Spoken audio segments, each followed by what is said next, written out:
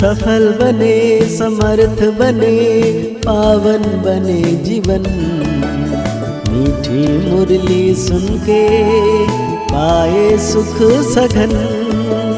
आज का चिंतन, आज का चिंतन। ओम शांति। Good morning. सर्वशक्तिवान परमपिता परमात्मा स्नेह का सागर आज हम बच्चों को कह रहे हैं, तुम हो चैतन्य लाइट हाउस। तुम्हें सबको बाप का परिचय देना है, घर का रास्ता बताना है। साथ में बाबा पूछ रहे हैं आगे चलकर कौन सा डायरेक्शन और किस विधि से अनेक आत्माओं को मिलने वाला है। बाबा कहते हैं आगे चलकर बहुतों को ये डायरेक्शन मिलेगा कि तुम ब्रह्मा कुमार कुमारियों के पास जाओ तो तुमको यह वैकुंठ का प्रिंस बनने का ज्ञान देंगे। यह इशारा उन्हों को ब्रह्मा के साक्षात्कार से मिलेगा। अक्सर करके ब्रह्मा और श्री कृष्ण का ही साक्षात्कार होता है। जैसे आदि में साक्षात्कार का पाठ चला, ऐसे ही अंत में भी चलने वाला है। तो बाबा कहते हैं रूहानी बाप बच्चों से पूछते हैं, सबसे तो नहीं पूछ सकते हैं। बाबा ने बड़े प्यार से नलिनी बेटी से पूछते हैं, याद किया है बाबा ने नलिनी दीदी को, यहाँ क्या कर रही हो, किसकी याद में बैठी हो? बाप की? सिर्फ बाप की याद में बैठी हो या और भी कुछ याद है?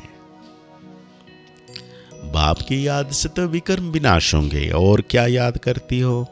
यह बुद्धि का काम है ना। हम आत्माओं को अपने घर जाना है तो घर को भी याद करना है। अच्छा, और क्या करना है? क्या घर में जाकर बैठ जाना है? विष्णु को सुदर्शन चक्र दिखाते हैं ना। बाबा कहते हैं उनका अर्थ भी बाप ने अब समझाया है। सो अर्थात आत्मा को दर्शन हुआ 84 जन्म के चक्र का, तो वो चक्र भी फिराना पड़े। तुम जानते हो हम 84 का चक्र लगाकर घर जाएंगे, फिर वहां से आएंगे सतयुग में पाठ बजाने। बाबा कहते हैं विष्णुपुरी कहो या लक्ष्मी नारायण की पुरी कहो, स्वर्ग कहो, एक ही बात है। स्वर्ग में लक्ष्मी नारायण का राज्य था। अगर राधे कृष्ण का राज्य कहते हैं तो ये भूल करते हैं। राधे कृष्ण का राज्य तो होता ही नहीं, क्योंकि दोनों अलग अलग राजाई के प्रिंस प्रिंसेस थे। राजाई के मालिक तो फिर स्वयंवर के बाद बनेंगे। तो यह जो विष्णु को चक्र दिया है, यह चक्र है तुम्हारा।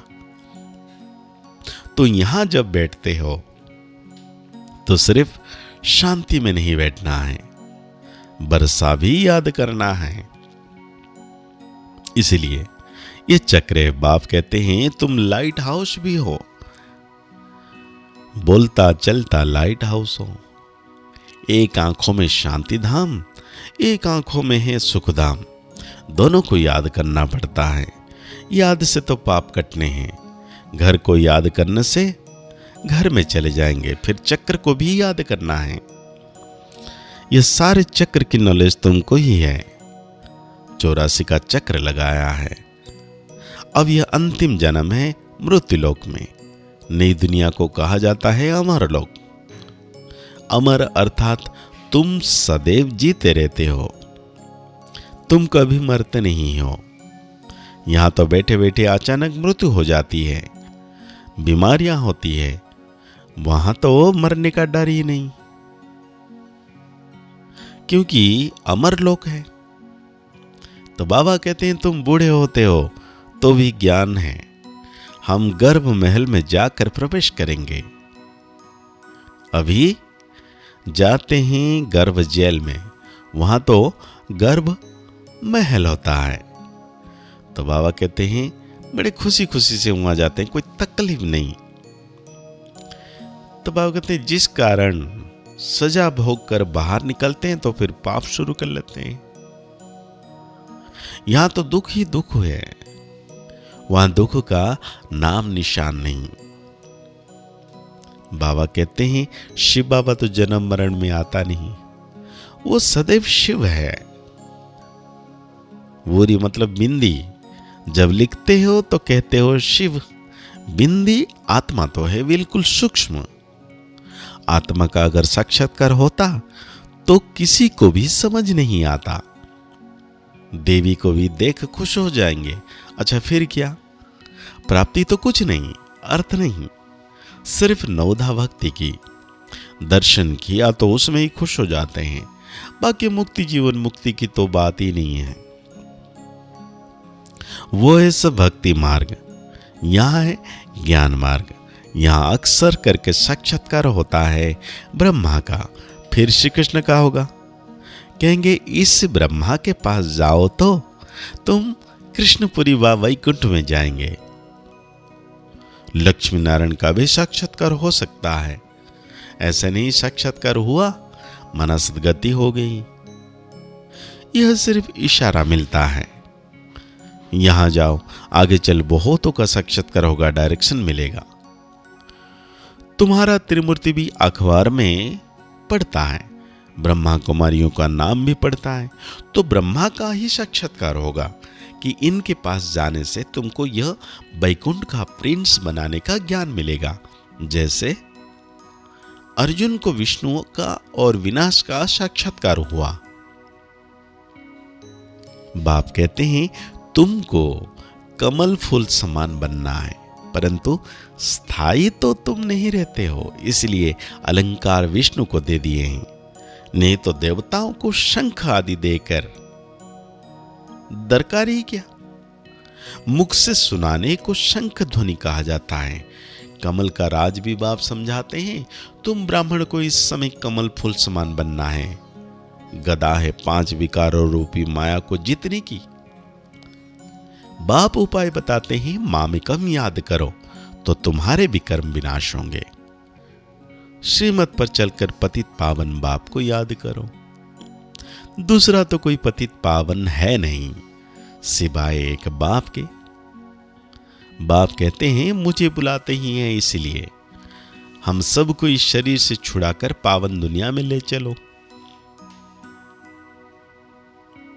आत्मा को कोई लेप छेप नहीं लगता, क्योंकि आत्मा ही परमात्मा है। ये दुनिया वाले कह देते हैं। यह हमारा बहुत जन्मों के अंत का जन्म है। 84 जन्म पूरे हुए, सूर्यवंशी से चंद्रवंशी, फिर वैश्य शूद्रवंशी बने। वो लोग ऐसे कह देते हैं आत्मा सो परमात्मा। भाई आत्मा में कोई पाप या पुण्य नहीं लगता, तो फिर ये भोगता कैसा है? शरीर छोड़ने के बाद भी दूसरे जन्म में आता है। हम आत्मा परमपिता परमात्मा के संतान हूं। पहले पहले हम स्वर्गवासी देवता थे, फिर चंद्रवंशी क्षत्रिय बने। 2500 वर्ष पूरा हुआ, फिर वैश्य शूद्रवंशी विकारी बने।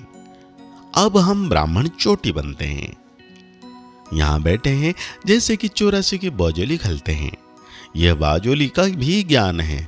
आगे तीर्थ पर जाते थे तो भी ऐसे बाजोली करते, निशान डालते जाते थे। अभी तुम्हारा तो सच्चा तीर्थ है शांतिधाम और सुखधाम। बाप समझाते हैं तुम तो वास्तव में आदि सनातन देवी देवता धर्म के हो, परंतु पतित बन गए हो। इसीलिए बड़े प्यार से बाबा को याद करो। आंखों को सिविल बनाओ, पवित्र बनो। जब तक क्रिमिनल आई आती है जाती है, तब तक तुम पतित हो, और ये पूरी मिट जाएगी, पावन बन जाएंगे, आंखों में दिव्य दृष्टि होगी, तो बाप से वर्षा मिल जाएगा। तो ये 84 का चक्र भी तुम अपने बुद्धि में याद रहेगा, रखोगे, बहुत खुशी रहेगी। तुम जानते हो हमने विश्व के अर्थात सत्य के मालिक बनने वाले हैं। गीता में भी भगवान उवाच है ना, है बच्चे, देह सही देह के सब संबंधों को छोड़ो, अपने को आत्मा समझ मामिकम याद करो। तुम्हारा सच्चा सच्चा खुदा दोस्त वो है। तो आज बाबा धारणाओं के लिए हम बच्चों को कह रहे हैं, बाप की याद के साथ साथ खुशी में रहने के लिए 84 के चक्र को भी याद करना है, सुदर्शन चक्र फिराना है, खुदा को अपना सच्चा दोस्त बनाना है, डबल अहिंसक बनने के लिए क्रिमिनल आई को बदल सिविल आई बनाने हैं। हम आत्मा भाई भाई है, यह अभ्यास करना है। तो आज बाबा हम बच्चों को वरदान दे रहे हैं, सर्वशक्तिवान बाप को कंबाइंड रूप में साथ रखने वाले सफलता मूर्त भव। जिन बच्चों के साथ सर्वशक्तिवान बाप कंबाइंड है, उनका सर्वशक्तियों पर अधिकार है, और जहां सर्वशक्तियां हैं वहां सफलता ना हो यह असंभव है। यदि सदा बाप से कंबाइंड रहने की में कमी है तो सफलता भी कम होती है। साथ निभाने वाले अविनाशी साथी को कंबाइंड रखो तो सफलता जन्म सिद्ध अधिकार है, क्योंकि सफलता मास्टर सर्वशक्तिवान के आगे पीछे घूमती है। तो आज बाबा हम बच्चों को स्लोगन दे रहे हैं, सच्चे वैष्णव वो है जो विकारों रूपी गंदगी को छूते भी नहीं। तो आज के मुरली के अनुसार हम सो मान लेंगे, मैं सफलता मूर्त आत्मा हूं। मुरली को और गहरी रीति से चिंतन करते हुए निरंतर मीठे बाबा की याद में रहना है कि बाबा सदा मेरे साथ हैं। मुस्कुराते रहिए, आगे बढ़ते रहिए, पुरुषार्थ करते रहिए, खुश रहें, स्वस्थ रहें, मस्त रहें। ओम शांति, ओम शांति, ओम शांति।